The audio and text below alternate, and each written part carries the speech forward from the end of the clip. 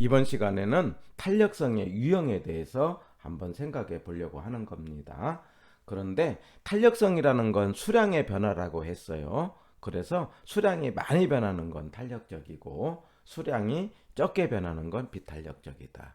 자, 그런데 그 탄력성이라는 것이 수량을 변화하게 하는 원인이 가격 때문에 변했다 그러면 가격 탄력성, 그 다음에 소득 때문에 변했다 그러면 수요의 소득 탄력성, 다른 물건의 가격 때문에 변화가 생겼다 그러면 수요의 교차 탄력성, 이렇게 이야기를 합니다. 자, 그런데 그런 탄력성의 기본은 수요의 가격 탄력성이죠. 그런데 수요의 가격 탄력성은 무엇 할 때 유익하느냐면은 총수익과 관련이 있어요.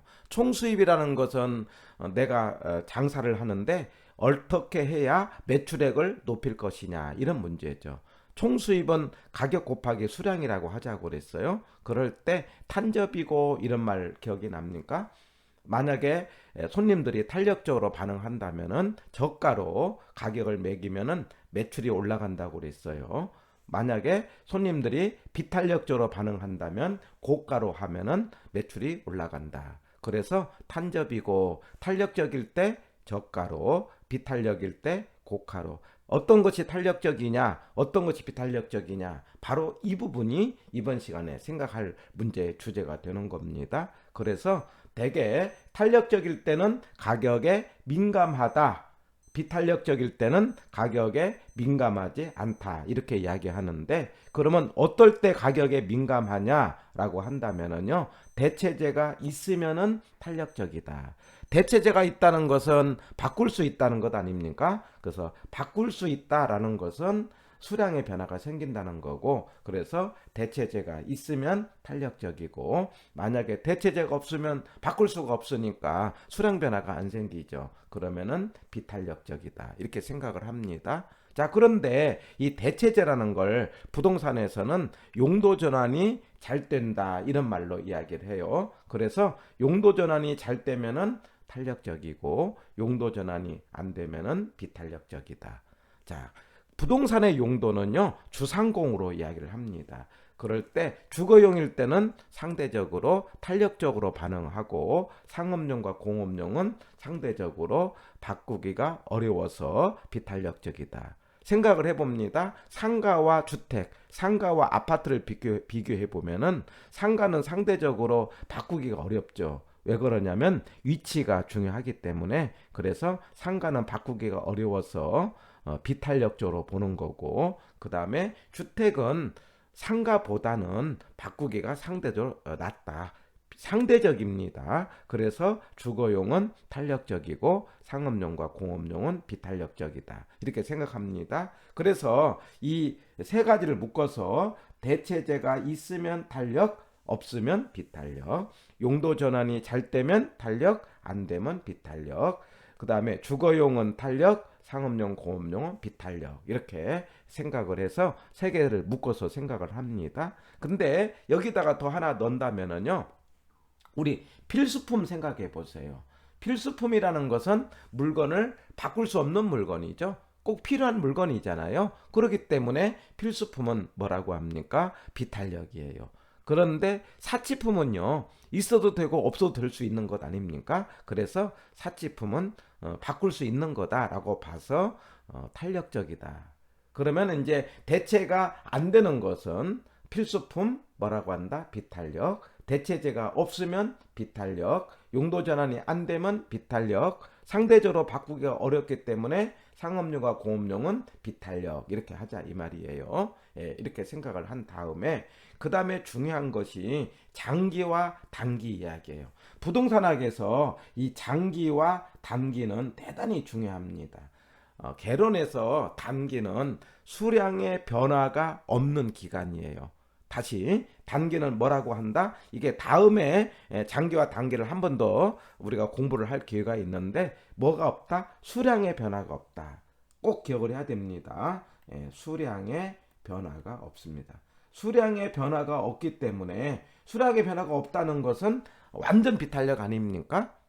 수량의 변화가 없는 건 완전 비탄력. 그래서 단기는 완전 비탄력 그렇게 이야기를 합니다. 거기에 비해서 수량의 변화가 있다 그러면 장기라고 하기 때문에 탄력이에요. 자, 그런데 여기서 생각할 것이 부동산학은 약간 융통성을 인정을 합니다. 단기를 완전 비탄력이라고 하는 것이 맞는데 비탄력도 단기로 인정을 해주는 거죠. 그래서 완전 비탄력 단기, 비탄력 단기 이렇게 문제를 풀어갑니다. 예. 그런데 여기서 하나 생각할 것이 이 장기라는 것이 아무 말이 없는 장기는 탄력적이다 이렇게 하는 겁니다. 자, 그런데 하나 조심할 게 있어요. 밑에 보면은 생산 기간이 길다 이런 말이 나와요. 생산 기간이 길다는 것은 생산 기간이 장기다 이렇게 말할 수 있어요. 그러면 생산 기간이 장기라는 건 뭘 말하냐면 물건을 만드는데 오래 걸린다는 거죠. 물건을 만드는데 오래 걸린다는 것은 많이 만들 수 없다. 물건의 숫자가 적어지죠. 그래서 생산 기간이 장기다 이런 의미가 들어가는 것은 비탄력이 되는 겁니다. 다시요. 앞말이 없는 장기는 탄력이지만 생산 기간이 장기라고 하는 것은 비탄력으로 해야 되는 거고, 하나 더 생각할 것이 관찰 기간이 장기라는 말이 있어요. 관찰 기간. 만약에 관찰 기간이 장기 그러면은요. 기간이 장기 그러면은 이거는 탄력으로 보는 거예요. 보세요. 관찰 기간이 장기라는 것은 물건을 오랫동안 본다 이런 의미가 있어요. 물건을 오랫동안 보면은요 많은 물건을 볼 수 있지 않습니까? 그래서 관찰 기간이 장기 그러면은 탄력으로 보고, 생산 기간이 장기 그러면 비탄력이고, 아무 말이 없는 장기 그러면 탄력이고, 이 세 개 대단히 중요하기 때문에 꼭 기억을 합니다. 자, 그래서 장기는 탄력이고 그 다음에 단기는 완전 비탄력이다 이렇게 하고요. 그 다음에 이게 이제 전부가 되는데 우리가 이렇게 한번 생각해 보세요. 일반적으로 고가 주택은 고소득자는 주택에 대해서 주택을 바꿀 수가 있어요. 그래서 고소득자는 탄력적이고 고가 주택도 탄력적이에요. 거기에 비해서 저소득자 저가 주택은 비탄력입니다. 왜 그러냐면은 저소득자는요 마음대로 자기 마음대로 집을 바꾸기가 어려워요. 소득이 적어서. 그래서 고가 주택 고소득자는 탄력적으로, 그 다음에 저가주택 저소득자는 비탄력적으로 풀어갑니다. 규제가 완화됐다라고 나오면은 규제가 완화됐다는 것은 주택을 많이 만들 수가 있어요. 그래서 주택의 규제가 완화 그러면은 탄력으로 풀고, 규제가 강화 그러면은 뭘로 푼다? 비탄력으로 푸는 겁니다. 예.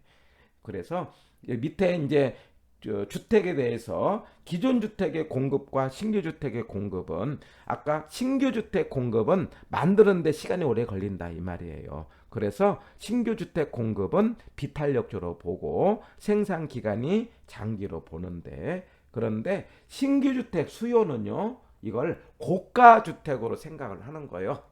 여기 써진 대로만 판단을 합니다. 신규 주택 공급은 만드는데 오래 걸려서 비탄력적으로 문제를 풀고, 신규 주택 수요는 사는데 고가 주택이어서 탄력적으로 본다. 이렇게 하면서 탄력과 비탄력 개념을 자꾸 반복을 합니다. 대단히 중요해요. 다시 한번요. 대체재가 있으면 탄력, 없으면 비탄력.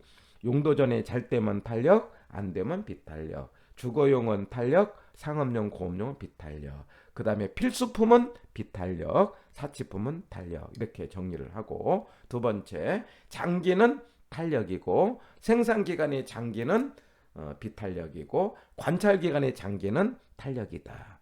그러나 단기는 완전 비탄력 내지는 비탄력이다. 이렇게 보고요. 그 다음에 신규 주택의 공급은 비탄력이고 신규 주택의 수요는 탄력이다. 이런 식으로 구분을 해서 탄력성, 이거는 단순한 거니까 꼭 기억을 해 보시길 바랍니다. 이번 시간에는 탄력성이다, 비탄력이다의 유형에 관한 내용을 생각해 봤습니다.